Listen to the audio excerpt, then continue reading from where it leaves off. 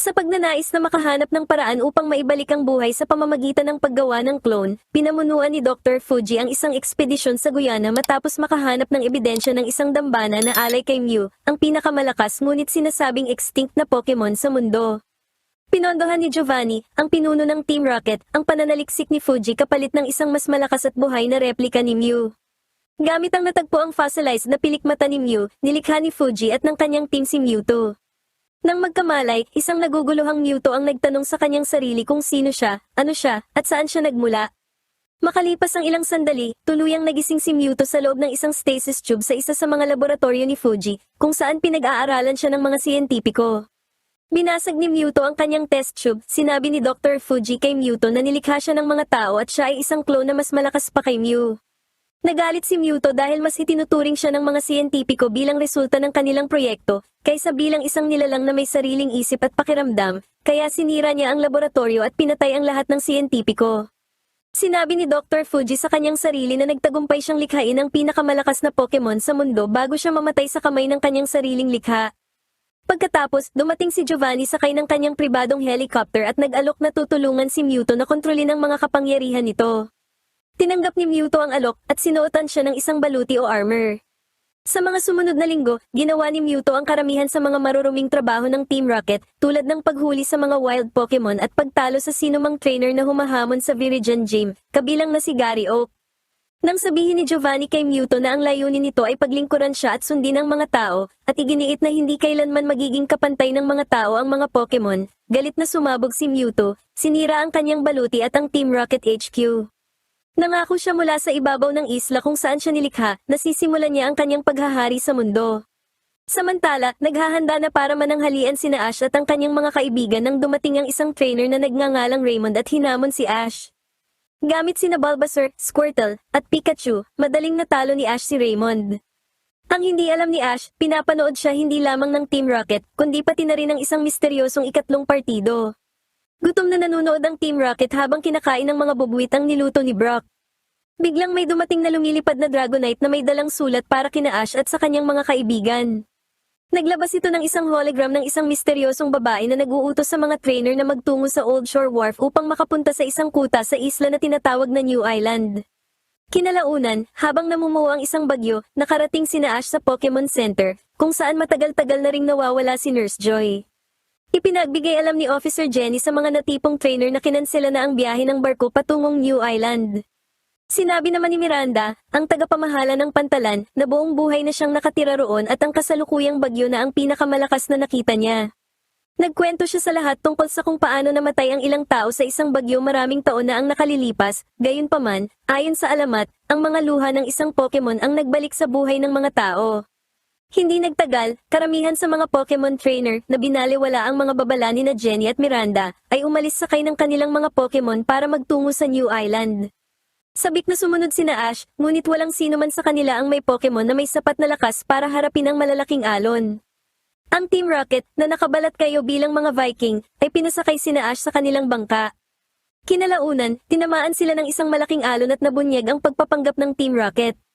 Subalit, naging masyadong malakas na ang bagyo para sa kanila, at nang hampasin uli ng malakas na hangin at alon ng bangka, tumaob ito at nahulog silang lahat sa karagatan. Iniligtas ni Ash ang kanilang mga sarili gamit si Squirtle at ang Staryu ni Misty, at tinulungan sila ng kanilang mga Pokemon hanggang sa makarating sa New Island. Pagkarating ng ating mga bida sa New Island, sinalubong sila ng misteryosong babae mula sa hologram. Sinabi ni Brock na parang pamilyar ang mukha ng babae, ngunit itinanggi ito ng babae at sinamahan na sila papasok sa kastilyo. Dinala sila ng babae sa silid kainan upang makilala ang iba pang mga trainer na ligtas na nakarating doon. Samantala, habang sinusubukan ng Team Rocket na makapasok sa kuta, naramdaman ng mythical Pokemon na si Mew ang isang nakakabahalang pangyayari, kaya dumating ito sa New Island at palihim na sumunod sa Team Rocket. Pagdating nila sa silid kainan, nakilala ni Ash ang tatlong Pokemon trainer na nagngangalang Nisha, Fergus, at Cory. Makalipas ang ilang sandali, ipinakilala ng misteryosong babae sa lahat ang kanyang master, na napag-alamang si Mewtwo. Ininsulto ni Fergus si Mewtwo na nagpatalsik naman sa kanya palayo. Inatake ng Gyarados ni Fergus si Mewtwo gamit ang Hyper Beam, ngunit ibinalik lang ni Mewtwo ang atake. Pinalaya na ni Mewtwo ang babae mula sa kanyang pagkontrol. Nang mabilis itong saluhin ni Brock, nabunyag na ang misteryosong babae ay walang iba kundi ang nawawalang si Nurse Joy, na kinontrol ni Mewtwo dahil sa kanyang kaalaman sa pisyolohiya ng mga Pokemon. Sinabi ni Mewtwo sa mga trainer na ang mga tao ay mahihina pero malulupit dahil ginawa nilang alipin ang lahat ng Pokemon. Sinabi rin nito na wala nang ipinagkaiba ang mga Pokemon dahil pinili nitong sumama sa mga tao. Nang makapasok ang Team Rocket sa kuta at makarating sa laboratorio, nakita nila ang isang kakaibang makina, isang computer, at ilang Pokemon na natutulog sa malalaking pods. Aksidenteng naupo si Jessie sa control ng computer, dahilan upang mag-play ang isang recorded message ni Dr. Fuji tungkol sa fossilized na pilikmata ni Mew na ginamit sa paglikha kay Mewtwo. Biglang kumuha ang makina ng isang hibla ng buhok ni Meowth upang gumawa ng clone nito. Nang ipatawag ni Mewtwo, nagising ang mga clone na Pokemon at lumabas patungo sa kanilang master. Dinala ni Mewtwo sina Ash at ang iba pang mga trainer sa stadium ng kuta at iminungkahi na maglaban ang mga Pokemon upang makita kung sino ang mas malakas, ang mga clone laban sa mga orihinal. Nagsimula ang Venusaur ni Cory gamit ang Razor Leaf, ngunit pinawalang bisa lang ng clone na Venusaur ang atake gamit ang Vine Whip, bago hinagis ang Venusaur ni Cory sa lupa. Sunod, pinagamit ni Nisha ng Hydro Pump ang kanyang Blastoise, ngunit tinakal lang ito ng clone na Blastoise papunta sa pader. Huling lumaban si Ash at inutusan niya si Charizard na gumamit ng bilis sa halip na lakas. Ganun pa man, nalaman nilang mas mabilis pala ang clone na Charizard at hinawakan nito ang Charizard ni Ash at ibinagsak sa lupa. Matapos matalo ang mga Pokemon, ipinatawag ni Mewtwo ang kanyang sariling espesyal na Pokeballs, ang mga Mewtwo Balls, at ginamit ang mga ito upang hulihin sina Charizard, Venusaur, at Blastoise bilang kanyang mga premyo. Inihayag ni Mewtwo na ang iba pang mga Pokemon ay kukunin din upang gawan ng clone. Sinabi rin ni Mewtwo na ang mga clone ay mananatiling ligtas sa isla habang sinisira ng ginawa niyang bagyo ang planeta. Pinakawalan ni Mewtwo ang kanyang mga bola para hulihin ang iba pang Pokemon. Agad na nagsitakas ang lahat ng mga trainer.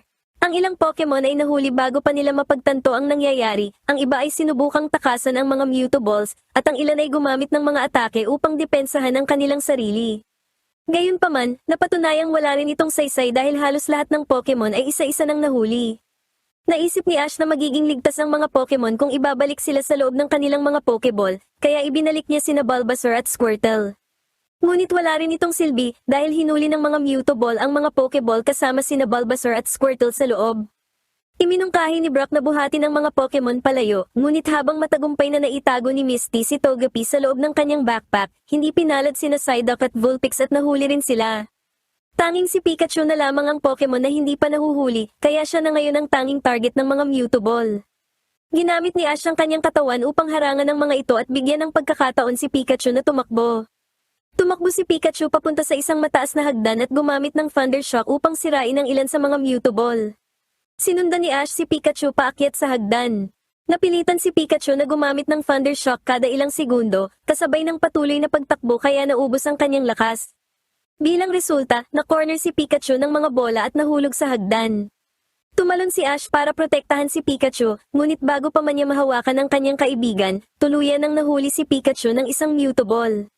Nakuha ni Ash ang bola bago siya bumagsak sa tubig sa paanan ng hagdanan, ngunit nabitawan niya ito sa ilalim ng tubig. Sinundan ito ni Ash sa pasukan ng laboratorio kung nasaan ang Team Rocket. Ang makina ring gumawa ng clone ni Meowth kanina ang kasalukuyang nagpoproseso sa lahat ng Mewtwo Balls. Sabay na hinawakan ni Ash at ng makina ang bolang kinalalagyan ni Pikachu. Nakipaglaban si Ash sa maraming galamay ng makina, at kalaunan ay nahila niya ang Mewtwo Ball, dahilan upang masira ang makina. Nakalabas si Pikachu mula sa Mewtwo Ball at nagpagpag. Masaya si Pikachu na muling nakasama si Ash, ngunit nakalaya na ang mga clone mula sa kanilang mga stasis tubes at handa nang sumama kay Mewtwo. Sumabog ang makina at naglabasan ang mga natitirang Mewtwo Ball, bumukas ang mga ito para palayain ang mga Pokemon sa loob, kabilang sina Squirtle, Bulbasaur, at ang kanilang mga Pokeball. Pinalaya ni Mewtwo ang iba pang mga tao, at maya-maya ay sinamahan na si Mewtwo ng kanyang hukbo ng mga clone.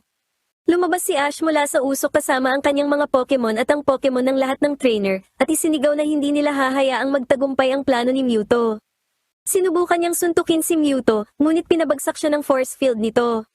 Muling sumugod si Ash, ngunit sa pagkakataong ito ay pinalipad na siya ni Mewtwo papunta sa isang mataas na bahagi ng kastilyo. Ganun pa man, sinalo si Ash ng isang malaking kulay rosas na bula. Pagkatapos ay dumating si Mew sa eksena, na siyang gumawa ng bula na nagprotekta kay Ash.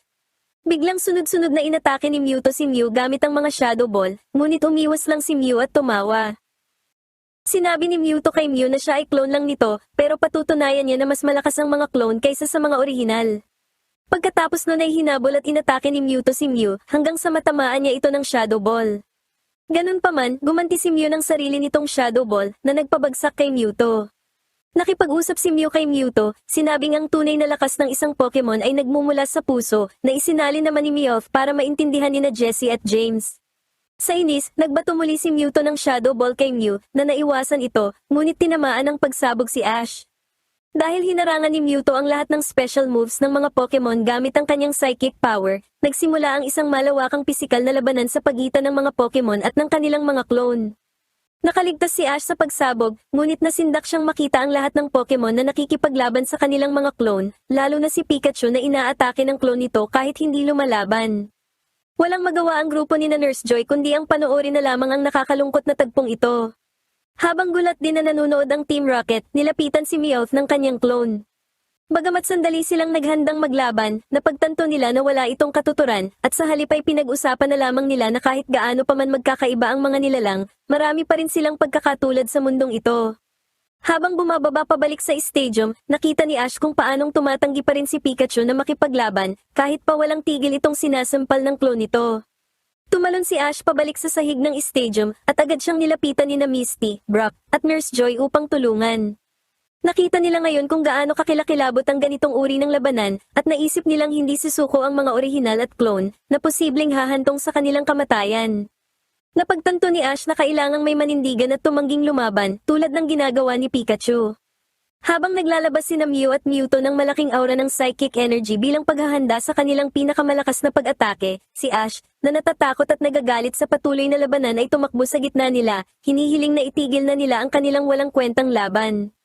Tumama ang dalawang atake kay Ash na nasa gitna ng palitan ng atake.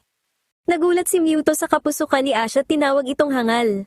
Natahimik ang stadium, maliban kay Pikachu na tumakbo sa tabi ni Ash na naging bato dahil sa tindi ng pinagsamang kapangyarihan. Dahil hindi gumigising si Ash, sinubukan itong buhayin ni Pikachu gamit ang kanyang Thunderbolt, ngunit nanatiling walang kibo at walang senyales ng buhay si Ash.